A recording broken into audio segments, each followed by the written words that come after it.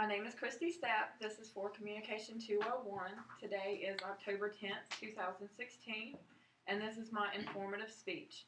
I will be using a PowerPoint as my visual aid. My speech is going to be on understanding anxiety, which is something that is near and dear to my heart because I myself suffer from anxiety, and a lot of people that know me do not know that.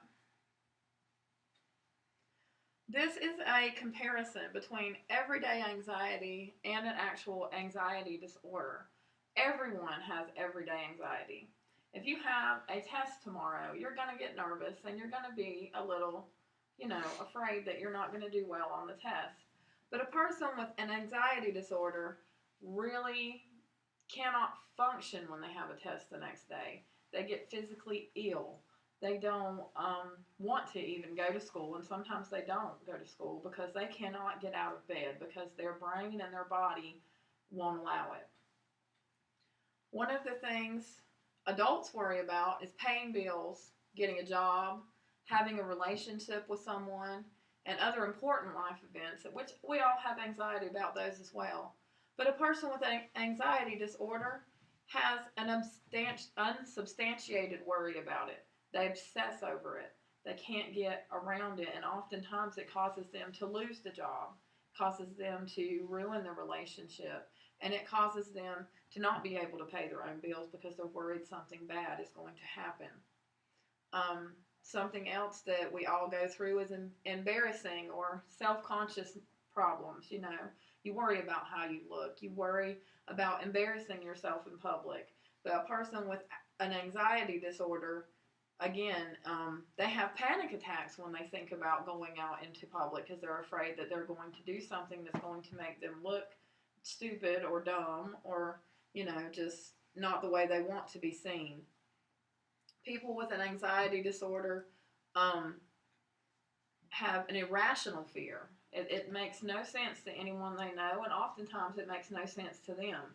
But it is real, and they feel fearful of whatever the trigger is that is causing their anxiety. They can have nightmares and flashbacks and just an emotional numbing sensation throughout their entire body that people with everyday anxiety don't understand. Everyday anxiety is something we all face, and an anxiety disorder is something that only some people have, and a lot of people don't even notice. These are the different types of anxiety disorders. Anxiety has many faces. The first one is actually what I have. I have a generalized anxiety disorder. So it's pretty much across the board. I can have anxiety about anything. I could have anxiety about, y'all staring at me right now. The second one is a panic disorder and panic attacks. And we're going to go over all of these separately in just a moment. Social anxiety, agoraphobia, which is fear of being in public, selective mutism, separation anxiety, and specific phobias. Those are all the different types of anxiety disorders.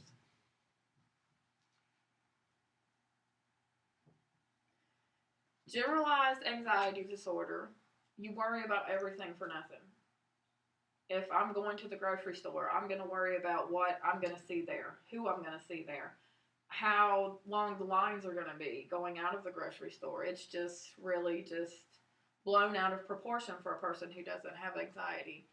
They're overly concerned about everyday things, worrying about what they're going to cook for dinner, what their kids are going to be like when they pick them up from school, what happened to their kids at school that day. They're very restless and they have difficulty sleeping. I have to actually take something to help me sleep because if I don't, my mind keeps going and going and going, replaying all day, every day, and I can't go to sleep. The restlessness is just a general uneasiness in your body. You have to fidget. I shake my legs a lot. It drives my husband nuts. Very easily fatigued for seemingly no reason. I feel fatigued when I get out of bed in the morning, and I've slept all night. So it's really for no reason because I've had rest, but I feel fatigued. They're irritable for no reason. This affects the relationship aspect of having anxiety, because when you're married or you're, in a close friendship or something with someone and they don't understand anxiety, you get irritable for no reason, and they think that you hate them. They think that you think they're disgusting. They think that it's them, and really it's you. They have difficulty concentrating, and their mind goes blank. This happens to me a lot more than I would like it to, but it happens. You can't concentrate on something, and then when you try to concentrate on it, your mind just is totally wiped. The panic disorder and panic attacks, I myself have only had, I could count them on one hand how many panic attacks I've had. So I have this, but I don't have a bad version of it. Panic attacks can make you feel like you are having a heart attack. Your entire body is involved in the panic attack. You start sweating all of a sudden. You start trembling and shaking. You can't breathe. You feel like you're choking. You have stomach issues, feeling of faintness, chills, numbness, and just a detachment from where you are and what you're doing. You kind of have, some people have an out-of-body experience, and you can feel like you're dying. A lot of people go to the doctor or the hospital, thinking they're having a heart attack, when in all reality they are having a panic attack. This little cartoon kind of looks like the operation guy, and I used him to kind of show you guys what a panic attack looks like. Your mind is racing, you're dizzy and disoriented, your vision is blurry, you have difficulty swallowing, you feel like something's stuck in your throat, your heart is racing, your arms and stuff are trembling, you're sweating, you want to run away, your legs kind of turn to jelly, you're restless. Your stomach, you get nauseous, you can't breathe, and you can't sleep. It's all part of a panic attack. You can't rest, which is what your body and your mind needs. Social anxiety, I think that I had this when I was in high school, but I overcame it myself. You really avoid having any kind of social or romantic relationships. You just kind of steer clear of them. You have a feeling of being powerless and alone. You're ashamed of yourself because you think everything is wrong about you. You're terrified of humiliating and embarrassing yourself. And 36% of people in America say that they dealt with this problem for 10 years before they ever thought to get help. They just dealt with it. Because everyone that has the disorder is just so ashamed and embarrassed because they think, there's really nothing wrong with me, and I don't want to go tell anybody about it. 15 million Americans have anxiety of some type, and it typically shows itself around 13 years old. Agoraphobia, which I said before, is a fear of public places.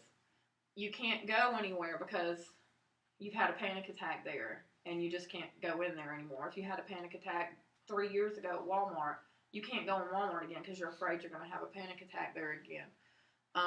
People with agoraphobia develop a safety zone around themselves. Oftentimes they can't leave their own house, yard, if they can make it to the sidewalk. They have a literal zone that they cannot leave. And they definitely avoid anywhere with a crowd or a chance of there being a crowd. This one is selective mutism, and it's refusing to speak in situations where talking is expected. So being nervous to give a speech would not be selective mutism. Avoiding eye contact and withdrawing into corners. Separation anxiety is mostly common in children, but adults can have it too. So it's, a clinginess, a fear of being apart from someone, fear that something is going to happen to them. Similar disorders that go with anxiety or can go apart from it are obsessive compulsive disorder, or OCD. PTSD is another one.